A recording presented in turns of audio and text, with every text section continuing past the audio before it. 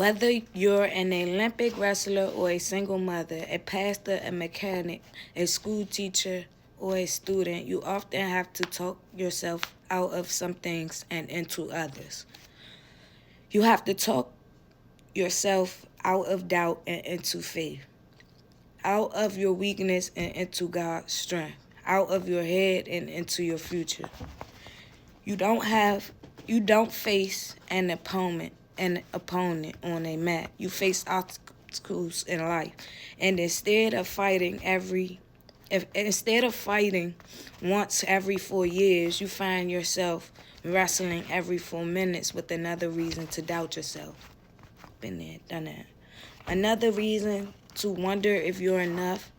Another voice is telling you to be stronger, smarter, funnier, prettier, thinner, richer, cooler, nicer. Another voice that focuses on how much you're missing and how often you fall short. Sometimes, maybe a lot of time, you might not feel like you're enough. Life is too big. Life is too hard.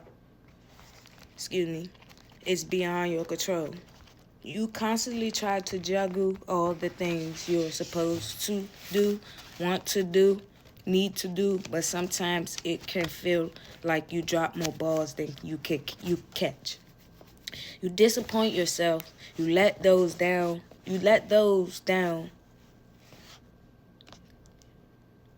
you care about, and you feel like the whole thing is a setup to make you feel. I think we've all heard an inner voice of failure, of worthless, and of lack. I know I have. That's why I'm reading this book. Too many times I found myself struggling to manage 18 things at once. And none of them can be left undone because they all are interdependent. But I can't do it all. I don't have enough time. I don't have enough energy. I don't have enough patience. I don't have enough.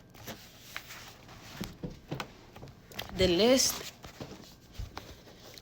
of not enough never ends. Even worse, it's an easy jump. I don't have enough. In a few areas of your life, too, I am not enough as a person.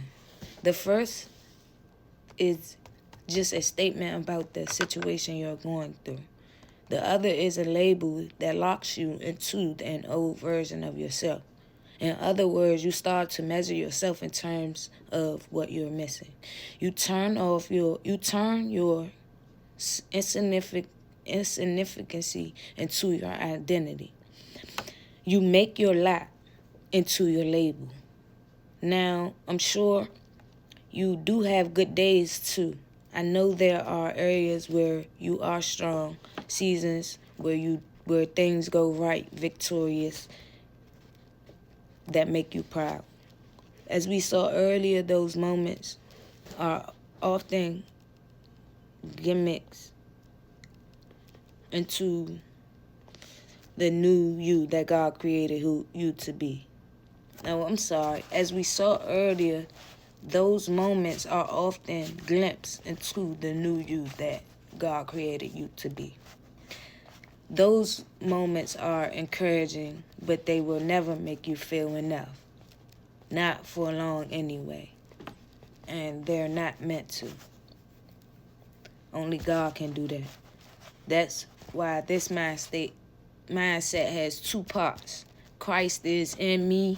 I am enough. You can't say the second half without the first half. Jesus told his disciples shortly before his death and reinstruction.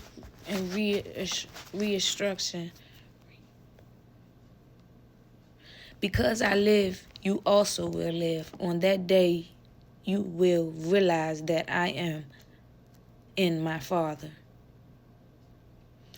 and you are in me, and I am in you. John 14, chapter 19 through 20. A few verses later, he said that he said this famous phrase, I am the vine, you are the branches. If you remain in me and I in you, you will bear much fruit. Apart from me, you can do nothing. Jesus was telling his disciples that their lives were in him and he was in them. And that was what made them enough.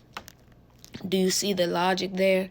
Can you hear the encouragement in Jesus' voice? He wasn't yelling at them, be holy enough, be wise enough, be pure enough, be perfect enough. He was saying, I am enough because I am with you. You will be enough. He says the same thing to you. You are more than what you're missing or where you fall short. You have nothing to do.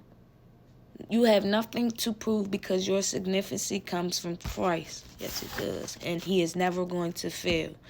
Yes, you make mistakes and we have weaknesses. We all do. Don't think an all-knowing God knew that when he created you before the foundation of the world. Instead of blaming yourself, rejecting yourself, hating yourself, or running away from yourself, you can accept yourself. Do it every day. Accept yourself. Accept your true self with a capital S because it's the version that God created you to be. That's the new you. This mental switch into I am not enough happens easily, usually without realizing it. My son Elijah walked into the house one day and he said he was planning a fishing trip with his friends. When I was a kid, my dad taught me to fish, or he tried to anyway, but I didn't really enjoy it, so I didn't really enjoy it. I remember keeping score of how many times the fish would bite versus how many fish we caught as a way to dull the boredom. So as a parent, I never really took my kids fishing. When Elijah said he wanted to go with his friends, my brain jumped from cool, he wants to fish, to he doesn't have to know how to fish, to I never taught him how to fish, to I'm a bad dad because I never taught him to fish. All this took place in one split second. Do you see what happened there? Suddenly, the fact that Elijah didn't know enough about fishing meant that I wasn't enough as a father. Have you ever done that? Yes, I have. You take an area where you don't measure up to some idolized expectation, you turn it into an identity. Then it spirals from there. If I were better at handling my money, we wouldn't be $20,000 in debt. If I were a better parent, my son wouldn't be failing all of his classes. If I were a better boss, we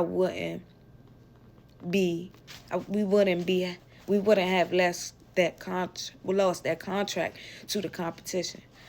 It's all my fault. I don't have enough because I'm not enough.